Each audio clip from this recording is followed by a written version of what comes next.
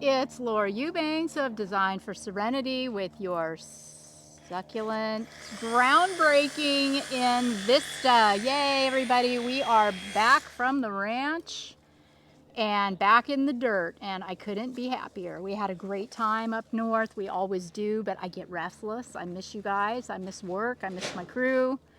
I miss playing in the dirt. So here's the 411 on this one. These folks bought this house about a year ago, took possession of it about 6 months ago, and are really, really eager to bring cactus and succulents into the mix. They are from Virginia, so they don't have a lot of experience with these plants. So we're starting with just a small phase, and it is to include, show you here, this entry right here. You're fine. This entry right here, this will be tapestry. And we're going to hollow out the palm stump and plant something in it. Then we are going to take rubble and frame out this area here all the way to the wall. We aren't going to worry with the slope this phase. We're going to focus on this area. And it's way bigger than it looks, I'll tell you. Client is not a fan of the philodendrons, so that's coming out. The society garlic we're going to dig out, and they are going to move to their side slope for retention. They inherited literally dozens of Baccarnia recurvata, and she doesn't not like them, but there's just so many. So the Baccarnia recurvata are going to be gifted to the crew. And we may choose one, for this install. We'll see. I have a question for you guys. Okay, mystery. See this Baccarnia here? Look at how it got chewed to a nub. Now, this happened to mine in my garden last year. Just went out one day and all the tops were chewed off. The bottom leaves were left alone. The tops were chewed. Daddy Greg thinks it's a rabbit, which is very, very possible. The way that the leaves have been chewed off is something with very, very sharp teeth, and they only like the tender part. But this also, the same pattern emerged on Dracaena dracos, 6 foot, 7 foot tall Dracaena dracos in Poway. And how did a rabbit get up in that tree is my question. So I don't know. I mean, I don't see any evidence of insect or worm. I just don't know. This one got eaten too. So has this happened to you? And if so, any idea of what it is? I'd be very interested to know.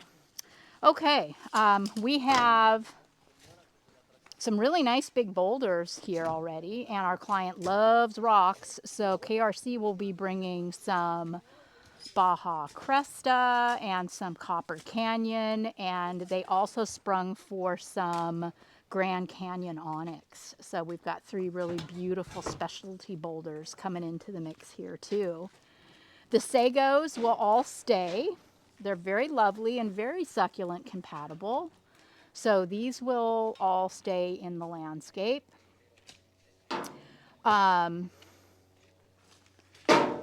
up here where Omar is, we've got a stump that did not get ground, but that's okay because it's also dead, so I'm not concerned about any, making a comeback. It's been dead as a doornail for a really, really long time, so we'll just throw dirt over it and get on with our lives.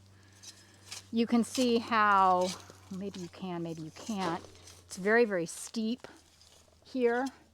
So we're going to need to do some pretty serious trenching. You can see there's a little bit of rock retention right there, and that's the idea. But we like A, prettier rock, and B, we want to be a little more intentional. I just don't want to set rocks down. I want to trench and do a little bit of work on the slope, push it back a little bit, expose the drains, and just do it right. So we'll spend some time on that. We are replacing all of this old school drip irrigation with Netafim subterranean drip. So all this stuff is coming out. This, they want to respect the new Zone 0 laws in California, where we have rock 5 feet from the house. So this is all going to be rocked in here. Over here, we're going to do more tapestry. Look at more Bacarni Regravadas. Look at that. Yikes. So I don't know. The people that own the home before my new client may have got a smoking deal on these and just planted them everywhere. Look, honey, these cute little palm trees without knowing their potential. So these are all going to come out, and we're going to pull in, like I said, a little bit of soil and some small boulder and do some beautiful tapestry in this entry. The clivia are also all going to be rehomed to a shady area in the back slope. They're also having a lot of remodeling done on the inside of the home, so you'll hear a lot of construction and see a lot of strange faces in the videos, I'm sure. So this area here, look, another Bacarnia. Turned into a drinking game, huh, guys? Every time you see a Bacarnia. What I'm going to do here, pull the Bacarnia. This jade's too tall for my liking. She has so many jades in this yard, and she doesn't not like them, but there's just so many. But I like the idea of the jade here. So I'm going to pull smaller ones in along with some, well, where is it? Let's see. Okay, so here we got, here's the jades that the guys pulled out of the area where we're going to be working first. They also pulled out a lot of really nice herbicums, aeonium. See that?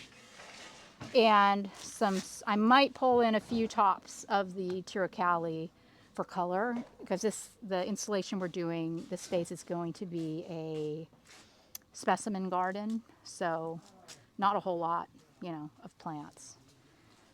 But I might need color. And you know me, I panic if I don't think I have enough plants. So she said I could use anything in her yard. But that's what I think I'm going to do here is just aeonium, something simple, something clean and easy right here against the house. I know, no ground, no zero zone there. But I think succulents are as good as rocks, right? As far as repelling fire. Then over here on this side, we're going to dig out the agapanthus roots, and this will just be Petalanthus bracteus. And yes, some painting needs to happen, and it will, just not right now. So the client has installed by himself these terrace. This is a terraced plastic terracing. And this was a really genius move because this slope in certain areas of the yard is literally vertical.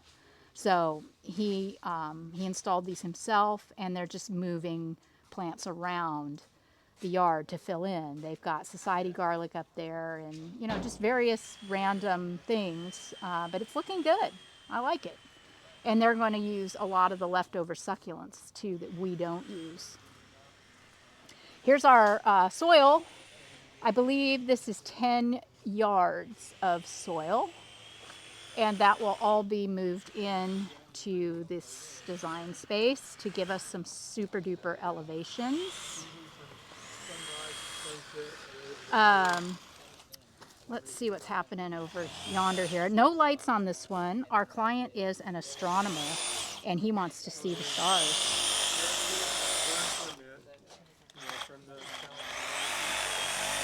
See, what Miguel is doing is he's got a sawzall, and he's cutting the roots.